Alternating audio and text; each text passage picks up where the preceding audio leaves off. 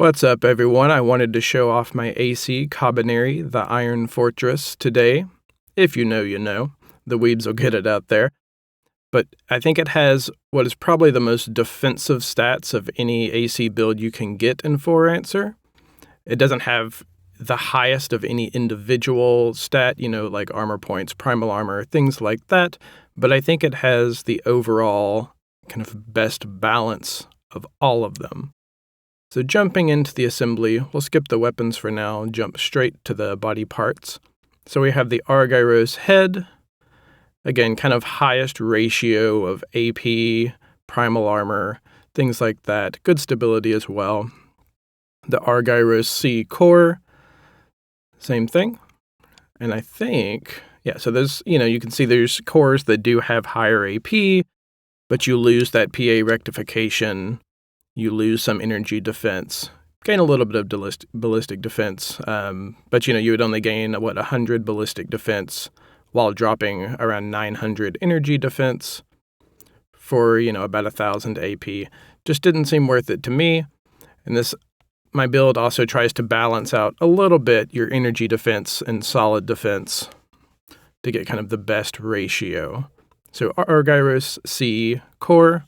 Your arms are going to be the Argyros A's. The same thing. Taurus really putting out the ultra defensive pieces here. For the legs, we'll jump out of the Taurus line with the Kiratumi L. And this one's kind of optional. So you can have this, the Kiratumi L's, which I think is the better choice. You could also go with the Raiden L's, which you can see does have higher AP, does have a little bit higher ballistic defense, but again, you lose more energy defense than you gain in ballistic defense. You lose a little bit of primal armor rectification, a little bit of PA durability. You do gain some load, so depending on what weapons you're running, could be a good choice. So a big reason I went with the Kiratumis is that energy defense. So I think overall this build tends to lean a little bit into ballistic defense, so it's nice to gain that little bit of extra energy defense, just for balance sake. But you could really go either direction with it. For the FCS, I'm using the N blue because I'm using grenade launchers. I don't need that much lock distance, so 650 is more than enough. The issue that I was running into really was that I'm kind of slow enough and my turning speed is slow enough that even if I could get a really fast AC in front of me and in my lock radius, it was hard to really keep that lock on with some of the other FCSs. So the N blue has worked quite well for me. Again, built for your speed of lock on over kind of everything else. And that can change depending on what weapons you decide to go with. Generator-wise, I went for the Linstant G. It is a light generator. I did it specifically for the KP output. Again, this build is fully focused on defense. And it but it loses a little bit in the way of energy or things like that for that defense. But you could get rid of the Linstants and use something like the Maxwell or the Argyros again. It puts me over capacity due to the weapons that I'm using, but they could be good choices.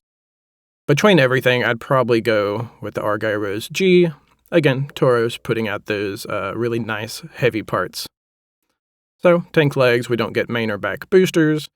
Side booster-wise, I used the Shadar, so you could probably change this out again with the Argyros if you wanted a little bit more speed at the cost of a little bit of energy. I tend, with my grenade launchers, to try to float up above people a little bit and fire down on them until I run out of energy and have to kind of recharge. So I liked the lower drain of the Shadars better, but you could really go either direction with that. Overboost-wise, I just wanted something with assault armor for those things that get in too close, and since PA armor is one of the big key points in this one, I just thought it would be a nice option. I don't use it all that much. You could probably go with, whatever overbooster that you wanted, but I'm going with the Argyros again. For my weapons, we're going to use double Wados.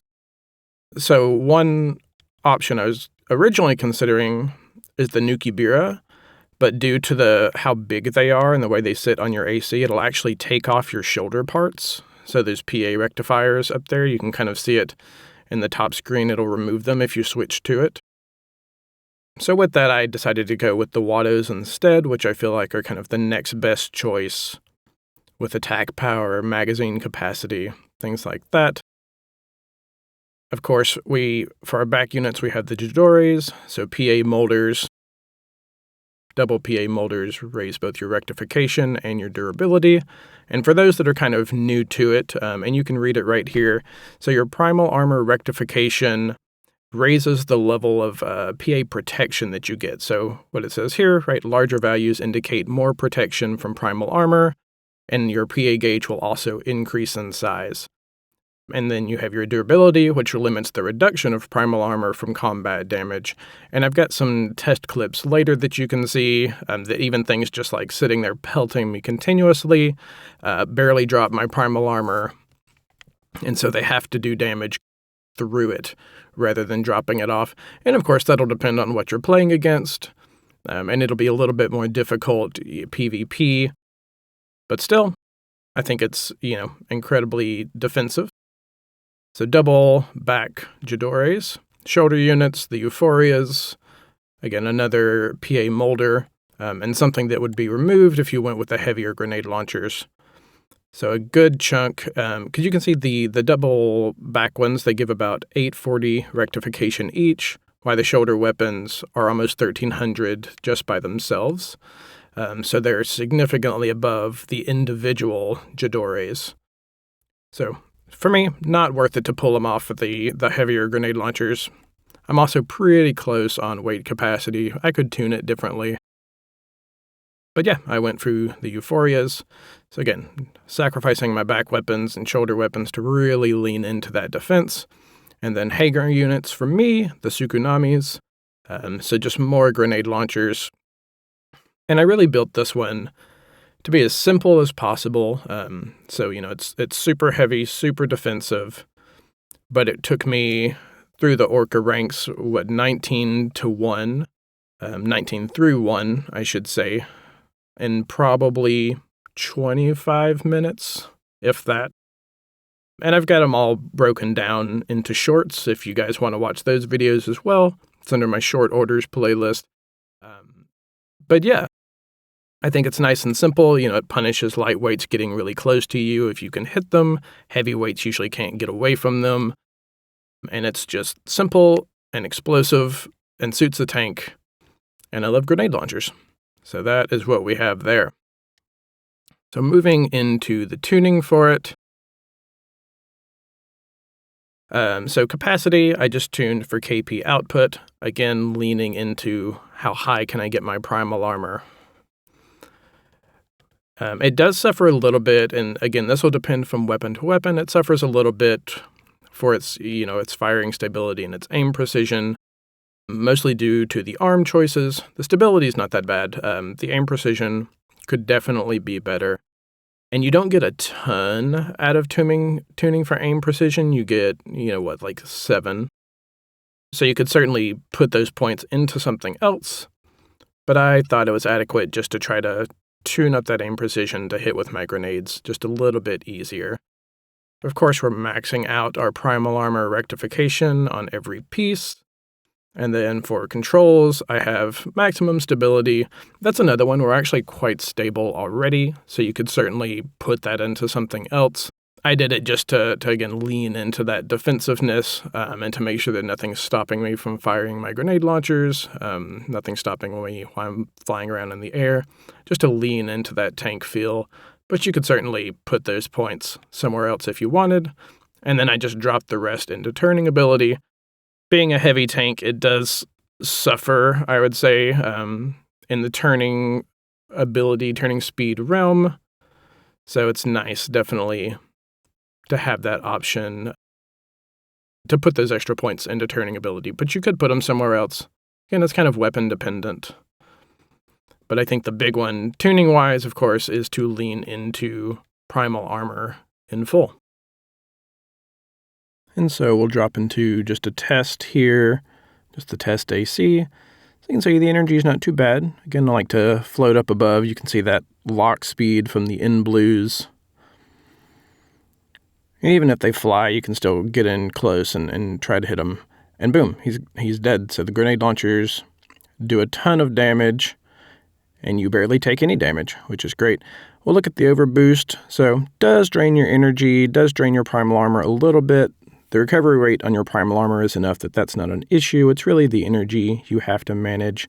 From here, we're just going to jump into some durability tests, the first one being against Collard rank 1 Otsdarva. And I'll speed it up so you can kind of see what happens.